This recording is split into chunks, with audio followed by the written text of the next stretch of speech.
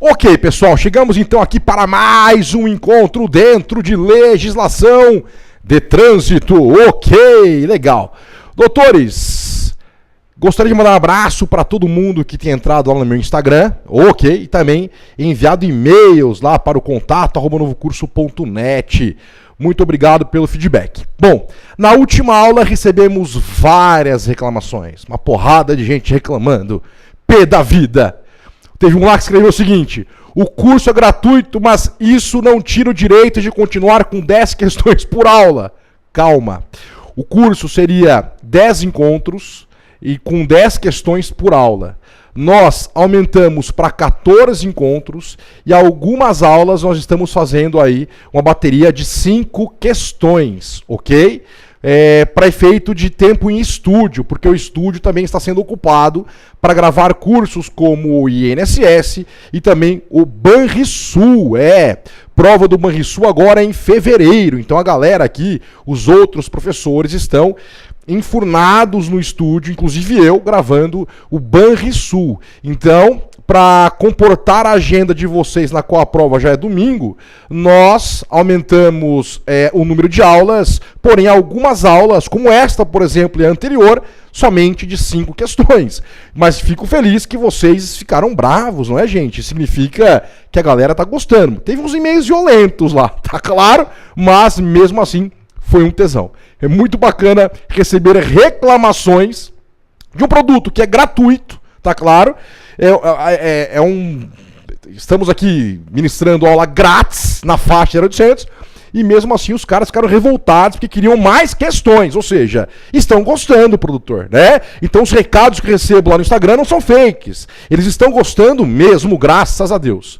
Doutores, para você que já possui a apostila, você resolva primeiro, né, e depois volta para a resolução. Se você ainda não tem a apostila, não tem problema, ok? Começa desde já a nossa resolução. Bacana. Bom, doutores, a primeira questão. Segundo expresso na resolução número 292, de agosto de 2008, é permitido para fins automotivos o uso do gás natural veicular, GNV, como combustível para ciclomotores, motonetas, motocicletas e triciclos. Doutores, esta alternativa ela é falsa, tá claro? Eu não posso ter GNV para ciclomotores, motonetas, motocicletas e nem triciclos. Então aqui é exceto, tá claro? Exceto para ciclomotores, exceto para motonetas, exceto para motocicletas, exceto para triciclos. E aonde está isso, Canda? Está no artigo 7º, isso. Está lá no artigo 7º da resolução 292 de agosto de 2008. Lá fala exceto. Então a questão aqui ela é falsa. Bacana. Doutores, questão de número 2, lá do CTB, hein? Vamos lá. Para a contestação do crime de embriaguez ao volante, é imprescindível a realização de prova por teste de bafômetro ou etilômetro. Atenção! Hoje não se utiliza mais a expressão bafômetro, mas não deixe a questão errada por isso, tá claro? Caso o examinador cite a expressão bafômetro, tudo bem, mas não se utiliza mais. Ela não está errada, mas não se utiliza mais. Ela ficou démodé, ficou vulgar. Ficou uma expressão dos populares. Você fala positivo, negativo ou etilômetro. Ok. Por que a questão é falsa, Canda? Porque não é apenas ou imprescindível a prova do teste ou etilômetro. Não é necessário apenas o bafômetro. Tá claro isso? Serve a prova testemunhal? Resposta sim. Serve a prova pericial? Resposta sim. Se a pessoa se recusar a fazer o bafômetro, ou então a pessoa ela sofreu um acidente e foi em estado grave para a UTI. Chegou na UTI, colheram o sangue daquela pessoa e notaram que havia um grau de álcool elevado em seu sangue. Um exemplo, aquele deputado na época ele era deputado, e foi em 2009, né?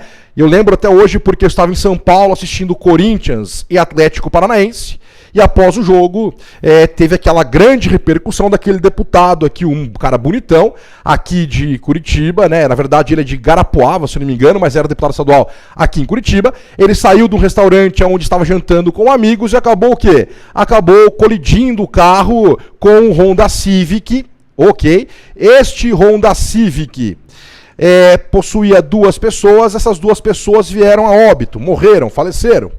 E aí, esse deputado ele foi desacordado para o hospital. Ok. Lá poderia ser retirado o sangue daquele deputado e lá se constataria que a pessoa estava alcoolizada. Então veja, para constatação do crime de embriaguez ao volante, é imprescindível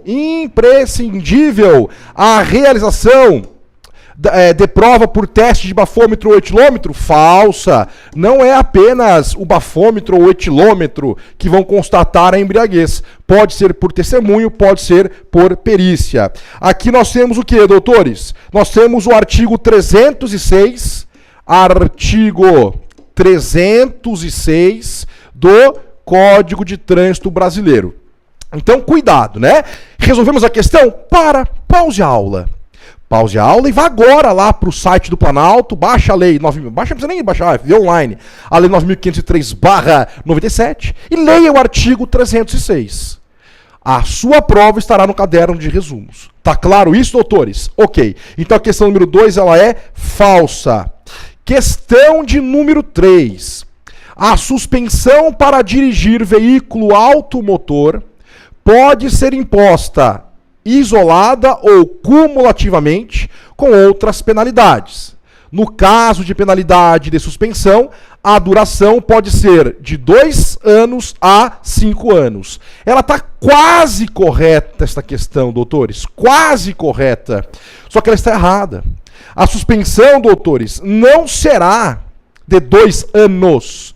Poderá ser de 2 meses a 5 anos. 2 meses a 5 anos. Então aqui o examinador, ele fez uma questão concorrente. Ele colocou o artigo 292,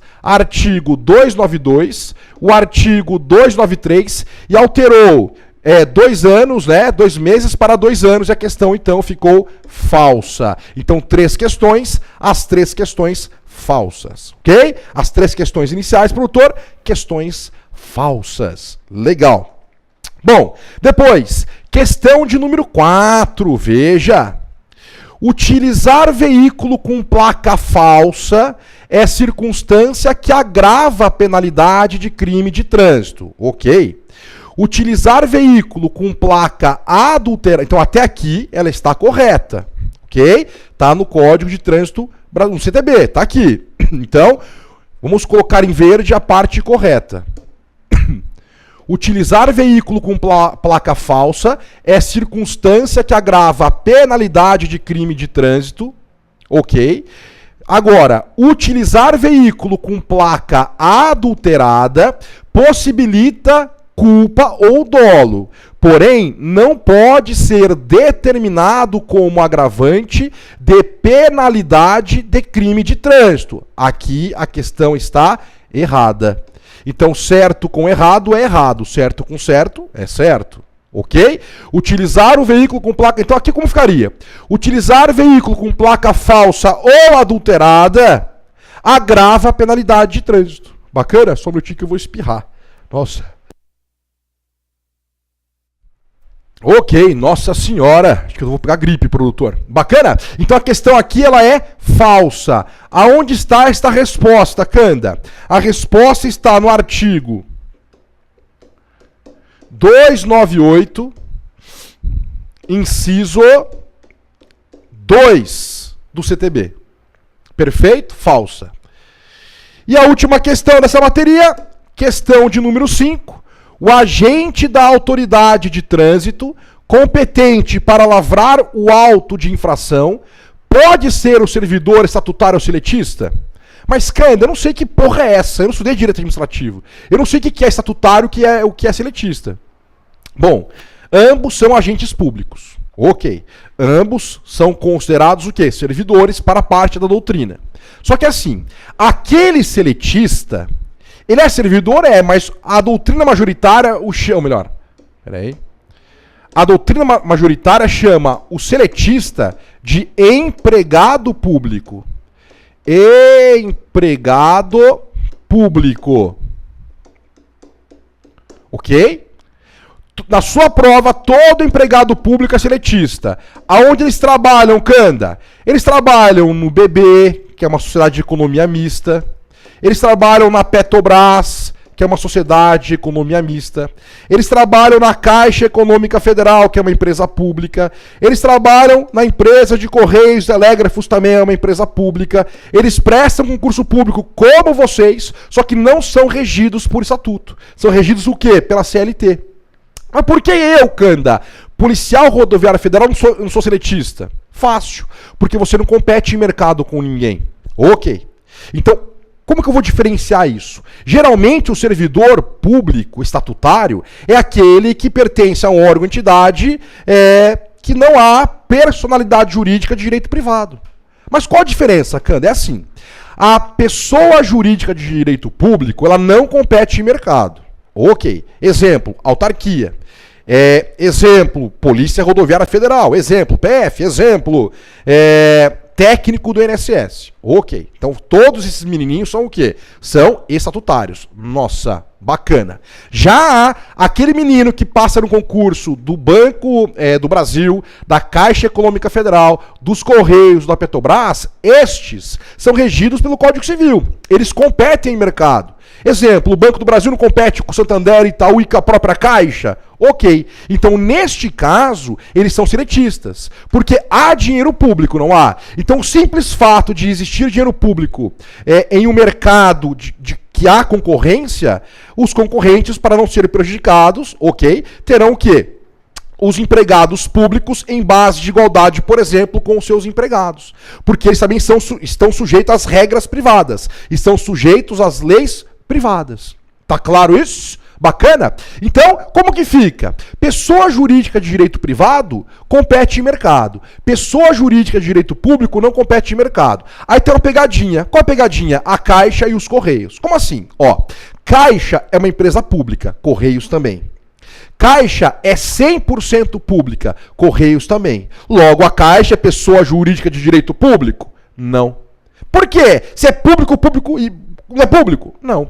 Ela é capital público, 100% público, empresa pública. Bacana. Mas como competem em mercado, elas serão pessoas jurídicas de direito privado. Sacaram a pegadinha? Então a pegadinha só fica em relação às empresas públicas. Não é matéria de legislação de trânsito. É matéria do direito administrativo. Para gabaritar, ok? Então, neste caso, vamos de novo resolver a questão? O agente da autoridade de trânsito competente para lavrar o auto de infração poderá ser servidor civil correto, estatutário correto ou seletista correto, ok?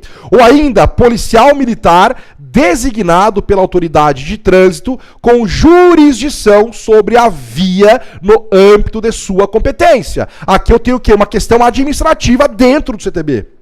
Tá claro? É uma questão que engloba a área administrativa, um processo administrativo dentro do CTB. E a questão aqui, o que ela é? Verdadeira. Questão verdadeira. E em qual artigo ela se encontra, Canda? Encontra-se no artigo 280, parágrafo 4º. Ela é verdadeira. Ok? Então terminamos mais uma bateria de questões. Doutores, não precisam xingar. Teve um aluno aí que até xingou, eles me deram o nome aqui, mas eu perdi o papel. Teve um aluno que xingou, falou, porra, então olha só, não precisa xingar. Essas 2 aulas foram com 5 questões, mas eu prometo que nós vamos trazer mais aulas com 10 questões. Obrigado pelo feedback e eu agradeço mesmo pelos xingamentos por ter feito apenas uma bateria de 5 questões, porque prova que, graças ao bom Deus, vocês estão gostando. Tá claro isso? E não é maldade nossa, é realmente por problema de ocupação de estúdio, ok? Doutores, muito obrigado de coração e até a próxima aula. Não saiam daí, porque eu prometo que ainda trago mais baterias com 10 questões. Tchau!